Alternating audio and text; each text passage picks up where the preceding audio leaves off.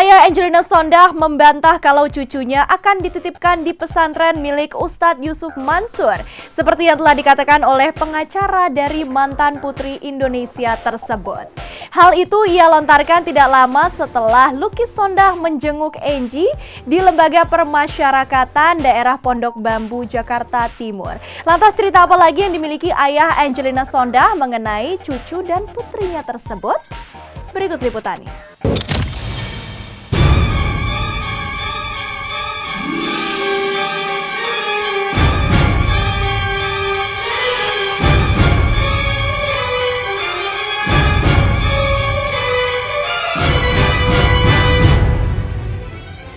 Pernyataan tentang niatan Angelina Sondakh akan mempesantrenkan anak laki-lakinya Kianu Mas Said di pondok pesantren milik Ustadz Yusuf Mansur dibantah keras oleh ayah Angie, Lucky Sondakh. Hal tersebut disampaikan Lucky usai membesuk Angie di dalam Lembaga Pemasyarakatan Pondok Bambu pada Senin siang kemarin. Menurut Lucky, dirinya lah yang akan merawat cucunya sendiri dan bukan orang lain. Saya sebagai ayah kan saya bilang saya tidak boleh biarkan. Karena saya juga sudah komit, akhir hidup kita ini harus didedikasikan untuk anak dan cucu. Ya. Sehingga Kianu juga saya bilang, selama saya masih sehat, saya yang harus merawat dia. Apakah di Manado, apakah disekolahkan di luar, itu sedang saya pikirkan. Dan saya akan tentu diskusikan dengan Angie. Wah, itu bukan keluarga yang ngomong. Oh, itu tidak keluarga Prof ya? Kalau keluarga, pengacara pun nggak berhak. Iya, Prof. Jadi statement Nasrullah itu statementnya. Tapi saya sebagai keluarga, kalau saya sudah nggak sanggup mengurusnya, tapi Tuhan memberi saya kesehatan, kewajiban. Angie nggak punya, dia single parents, opanya yang harus merawat dia. Dan nggak usah dipertanyakan apa dibawa ke siapa-siapa. Iya. Itu privilege keluarga. Iya.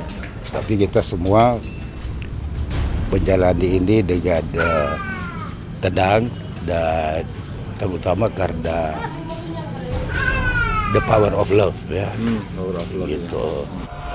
Apa yang disampaikan oleh Nasrullah selaku kuasa hukum Angie memang baru wacana dan rencana yang dilontarkan Angie setahun lalu.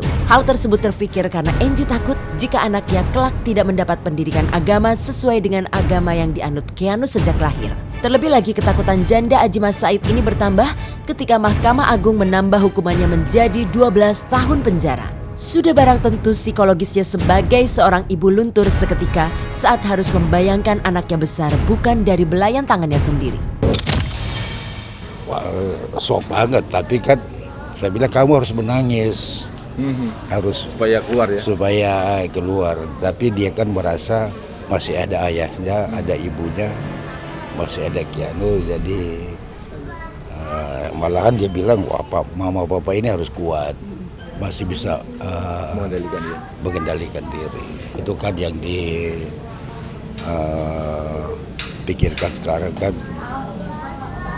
Dia sekarang 4 tahun, kalau harus jalani 12 tahun dan sebagainya. Memang itu membuat Angie kayak galau kan. Makanya dia nggak boleh bikin statement. Saya yang bikin statement. Selaku orang tua, wajar saja jika Lucky kaget dengan apa yang menjadi keputusan Mahkamah Agung. Apalagi muncul kabar bahwa harta Angie akan segera disita, termasuk rumah yang menjadi atap saat ia bersama dengan almarhum Haji Mas Said mengarungi bahtera rumah tangga. Angie kini tengah memperjuangkan nasibnya dalam merebut keadilan. Akan tetapi sulit rasanya sebagai terpidana korupsi untuk mendapat simpati lebih dari masyarakat atas apa yang telah ia perbuat. Namun sebagai ayah, Lucky yakin bahwa putrinya tidak sepenuhnya bersalah atas apa yang dituduhkan Majelis Hakim Mahkamah Agung. Putusan itu tentu bikin kita goncang ya, tapi harus tetap menghormati Mahkamah Agung dan putusan itu. Cuman kan kita bilang sebagai manusia bisa saja ada kekhilafan. siapa tahu ada kehilapan waktu putusan Pak Artijo, ya.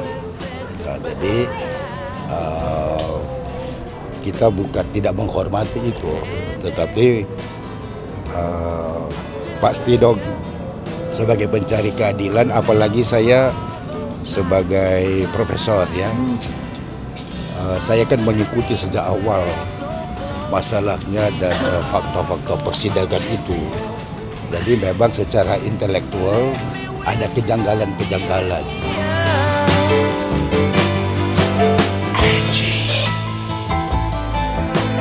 Uang sebesar 39 miliar rupiah kabarnya harus dikembalikan Enzi kepada pemerintah. Karena total angka tersebutlah yang terhitung oleh pihak KPK dan juga MA atas tindak korupsi yang dilakukan Enzi. Tapi menurut Lucky, dirinya yakin bahwa putrinya tidak memiliki uang sebanyak itu di dalam aset dan juga rekening tabungannya. Benarkah demikian? Nah, itu kita harus pikirkan, kita sedang memang yang bikin goncang juga itu. Mana kita punya uang sebanyak itu? Saya juga pertanyakan, kok begitu? Periksa aja di PPATK dan sebagainya. Nggak punya dong. Dari mana? Wah, ngurusin aja sekarang itu. Karena saya pernah konsultan kiri kanan, habislah aset saya untuk mengurus dia sekarang. Ada urusan dengan mereka itu urusan saya, bahwa apakah Enzi punya duit sebanyak itu atau enggak. Yang saya tahu dia enggak punya uang seperti itu, malahan minta-minta duit ke aku dan ditopang gitu.